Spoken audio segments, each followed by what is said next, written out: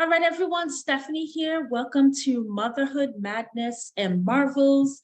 This page is dedicated to being a support system, a community for mothers who are also entrepreneurs or deciding to be entrepreneurs, but making a conscientious decision to put their family and their children first. And so everything else is a workaround to support that while you are building a legacy. So I know that's a mouthful. Here we know that being a mother is sometimes chaotic and a lot going on, hence the madness, but every day there's a marvelous moment. So like and subscribe, and also stay till the end to hear my mommy win. And I hope with every video you share your mommy wins. Okay, so this episode, I think, is episode 3. And what I'd like to focus on here is talk about taking inventory of your skills. And so there's a lot of like career adapt, skill checklists. When I was thinking about this video, I was thinking about when kind of like a vision board, when you put down what you want out of life, and this is pretty common, a lot of people speak about it, where you write on a piece of paper and everyone says something different, write 100 things, get as specific as you want, and put it in your Bible. Or if you're looking for a life partner, spouse, boyfriend, girlfriend, husband, wife, what have you, write all the traits or characteristics that you want that person to have, and write it on a piece of paper. And I thought that same concept in terms of writing down the inventory of your skills, okay?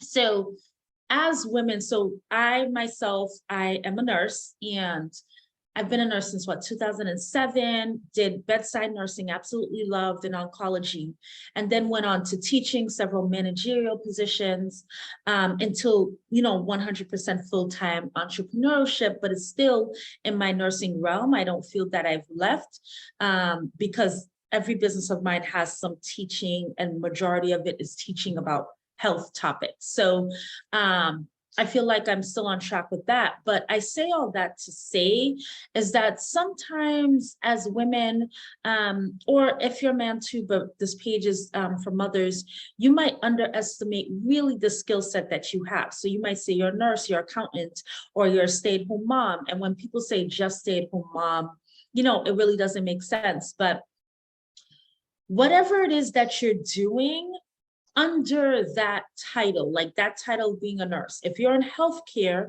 you are able to deal with people. You are able to handle stress. You are able to prioritize.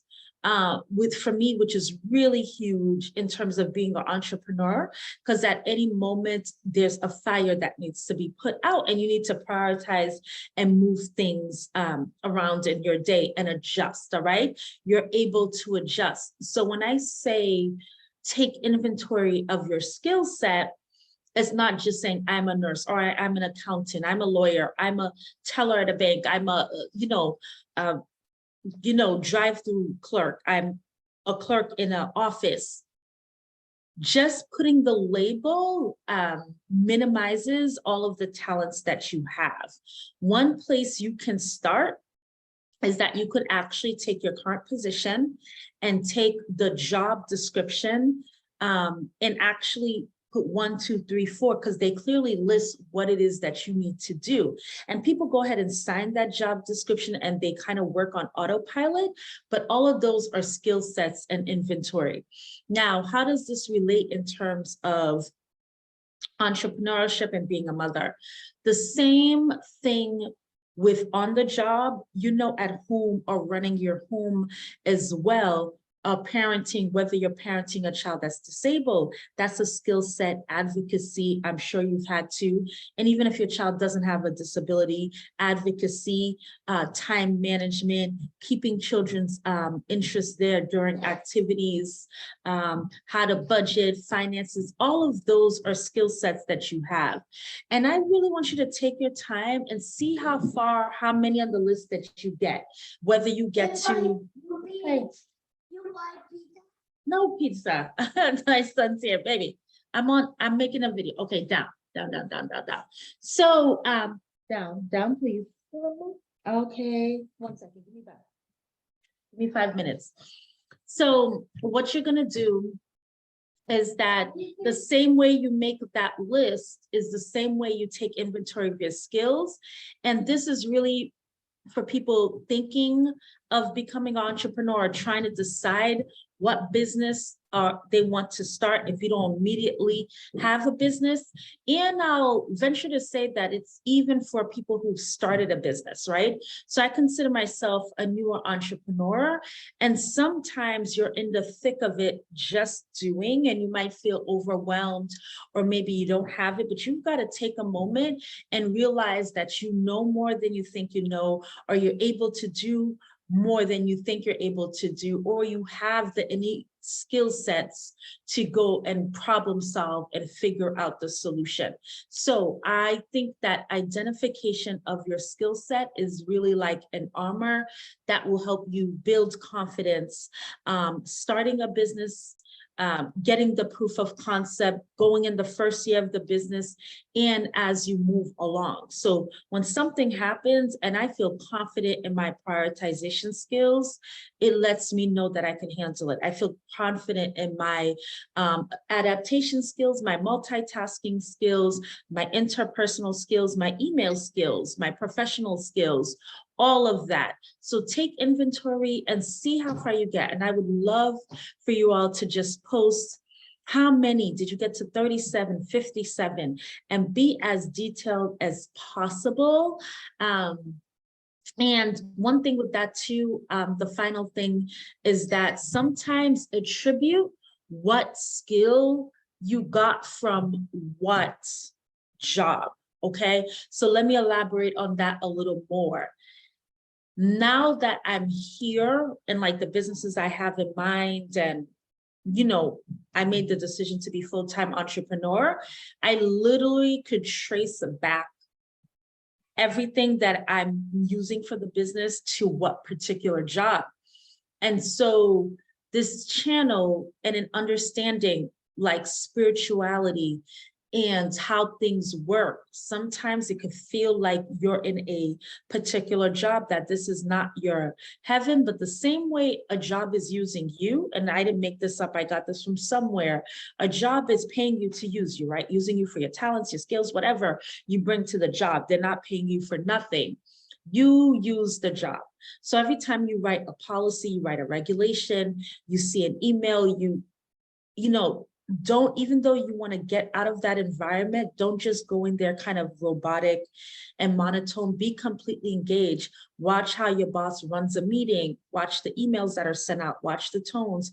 Watch how they gave you a warning, or you got fired, or you laid off, everything. All of that is building on your skills that you will eventually use for your own situation, your own business. So that was really what I wanted to say today. So we talked about healthcare, multitask. Oh, one thing I really wanted to point out, and I'll bring it specific to my business. So one of my main business, actually, I shouldn't say one of them, my main business, and then I just am kind of building an ecosystem around that, is a private occupational school called Healthcare EDU. And somewhere on this page, you'll find the link to all of my things. And it's been in business for about 1.5 years. And so one of the things is we currently, in order to open a private occupational school, you have to, it's a business that deals with the regulations. In the state that I am, Massachusetts, it deals with regulations. All private occupational schools, especially with healthcare, I'm giving out certificates, and we're going to expand and open a licensed practical nurse portion.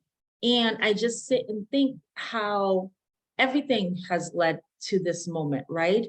So the bulk of my nursing experience, bedside nursing experience, is in oncology.